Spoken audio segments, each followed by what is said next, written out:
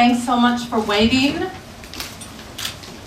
And welcome to the Q&A session after Kushina, What Will You Be? I'm Karen Severns. Our interpreter tonight is Mihoko Imai, and I will begin by briefly introducing our guests. This will be in English only. Let me start first with the director. Moi Hayami graduated from Ritsumeikan University and earned a graduate degree at Waseda University, where she made this film as her graduation film before beginning her career in film and commercial production. She served as the assistant director on Takuro Nakamura's West Northwest and was a production designer on Ryutaro Nakagawa's award-winning Summer Blooms.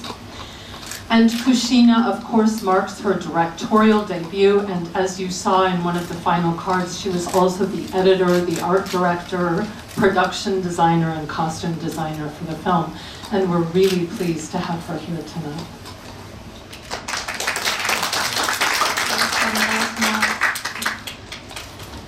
Miyuki Ono made her film debut in 1979 as the female lead in Trucker Yarrow 9, a 5,000-kilometer run, opposite the late great Bunta Sugawara, and went on to appear in such distinctive works as G.I. Samurai, Evil Dead Trap,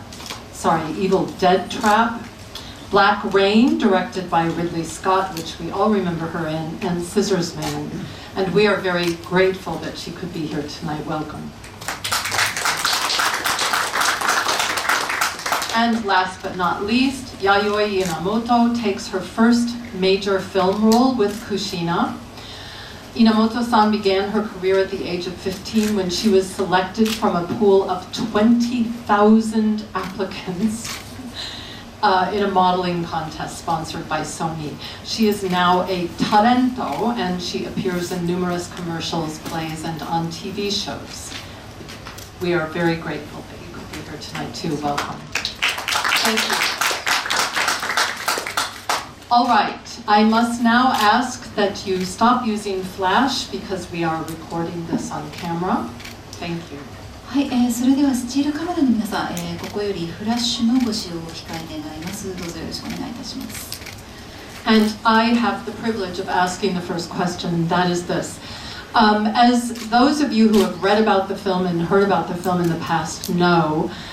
this was made several years ago and for whatever reason did not get released. I'm wondering what has changed now that made Hayami-san agree finally to release this beautiful film to the world. はい、それでは、FCCJ より1問目いただきました、監督への質問になりますが、ご存知の方も多いと思うのですが、この作品撮影自体はもう数年前、に撮影されたもので、公開するに、こうやって至るまで、かなりの時間がを要したわけですけれども、どういった心境の変化があって、その公開を、承諾することになったのかお聞かせ願えますでしょうか。まずこの映画は2016年に撮っていて、そこから完成するまでに2年間かかっていて、で2018年に映画祭に行く機会があったんですけれども、その時に配給のお声もいただいてたんですけれども、その時に受けたインタビューの内容を私の母親が読みまして、すごいショックを受けてなんだろう、辛い思いをさせてたんだねとか育て方間違ったのかなみたいなことをすごい言われて、私はそういうつもりで撮ったわけでもなく、ちょっと目の前の母が苦しんでる姿を見て、ちょっともう少しこの作品との距離を取れてから向き合い方が分かってから公開した方がいいなと思っていて、でこの2年間という時間が来ました。で心境の変化でいうと、その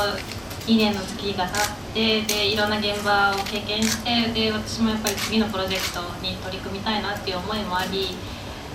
そのためにやっぱり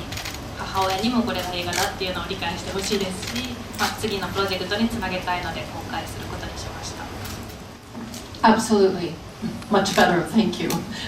Thank you for making that decision and allowing us to share it with the audience first. I want to ask two quick questions of the actors. Of course, Ms. Ono knows that she is essentially playing the director's mother in the film, since she, in a way, is Kushina's mother, but also one generation removed from that. It's a wonderful role, and you are so picky in your roles. What was it about this role that made you decide to take it?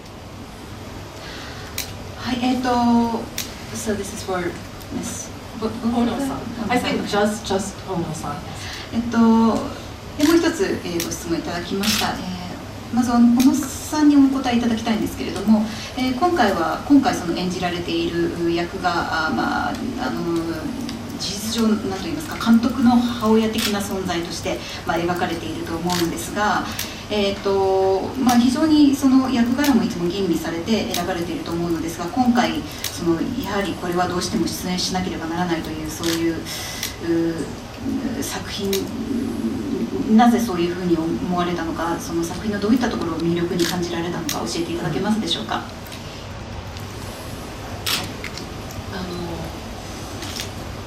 そもそも自分自身から子供を作りまして、20年ほど撮影の仕事から離れていきました。それで久しぶりに出演のご依頼を受けたので、子供を育てている20年間の間は、4年前なので、16年間の間は映画を見る方に回って、昔と違って知らなかっただけかもしれませんけれども、面白い日本の映画が増えて、その日本の面白い映画を撮ってる今の若い、これからどんどん映画を撮るような若い人たちとの仕事をしてみたいというのが正直映画を引き受けた第一の理由でした。Okay, thank you. And now let me ask Ms. Inamoto. You play a really important role because you draw Kushina into the real world from this kind of almost fantasy world in which she lives. Do you think she's happy that you've done so in the end? はい、それでは次に稲本さんへの質問ですが、非常に今回も重要な役柄を演じられているわけですけれども、というのはその倉庫は、そのクシナを、こういう何というか秘境といいますか、ファンタジーの世界から現実の世界に引っ張り出す、そういうくだりになるわけですけれども、実際そうなってクシナ自身は幸せだったと解釈されますか？そうですね、そこはぜひ続編を見たいなと思うんですが、私自身、3児の母、3人の子供を育てていて、実際に自分から自分の子供が、もぎ取られるというかって考えると、絶対ありえないというか、そうですね、環境が環境なだけに何とも言えないんですけど、私はありえないです。はい。続編をそこら辺はお願いします。Okay, now it's your turn. Please raise your hand if you'd like to ask a question and wait for the microphone to reach you. Yes, Mark. Yeah, my name is Mark Silver, the Japan Times. The poster is very striking, and the image in the film that you see on the poster is very striking. はい、ジャパンタイムズのマーク・シリングさんから、監督へ質問いただきました。ポスターを見ていると非常にビジュアル的にインパクトがありまして、その映画の一つの核になるシーンだろうと想像するのですが、この情景はもともとその頭の中にあってストーリーを考えられたのか、もしかしたらこのビジュアルというかイメージが種となってそれがストーリーに膨らんでいったのか、そこら辺のことを教えていただけますでしょうか。このストーリーにたどり着いたその最初のイメージっていうのはこの寝そべっている寝転がっているクシナじゃなくて、実はロケーションハンティングをしている中でいろいろ廃墟を回ってたんですけれども、その時にこう誰もいない廃墟に一人女性が帰ってくるっていうイメージが湧いてきて、それを終着点にこの物語を書き始めて、実際のこの映画には描いてないことなんですけど、それがまずこの物語のベースとなったイメージで、寝そべっている少女とかこの映画のイメージっていうのは、撮影前にいろいろ絵画とか、画像を検索とかしたりしてイメージを集めてなるべく作っていくようにはしてました。Next question. Usually, these kind of alternative reality type movies, people usually, it's the director. This is for the director. はい、監督への質問になりますけれども、いわゆるこういういわゆるオルタナティブリアリティとでも言いましょうか、そういう物語を、作るときに、ある程度その例えばこの森この秘境にいるコミュニティがどういうコミュニティでってそういうナラティブっておっしゃってましたけれども、そういう物語や背景とかいろいろこう作ってから、映画にされるのではないかと思うんですが、こういったコミュニティを描こうと思った発端といいますか動機は何だったのでしょうか。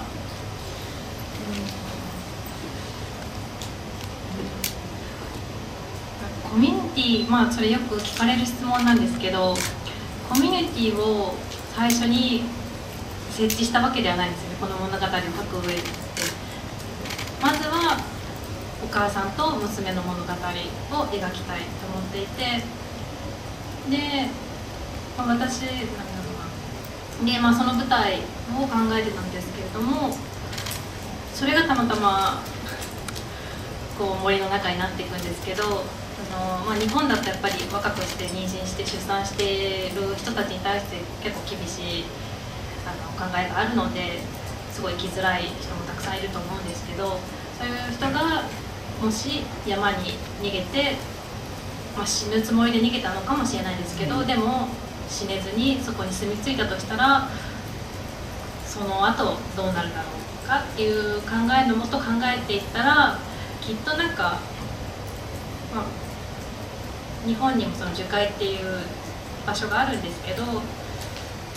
そこは結構自殺したい方が行くところで有名な場所なんですけど、そういった場所だとして、例えばで、女性がそこに入って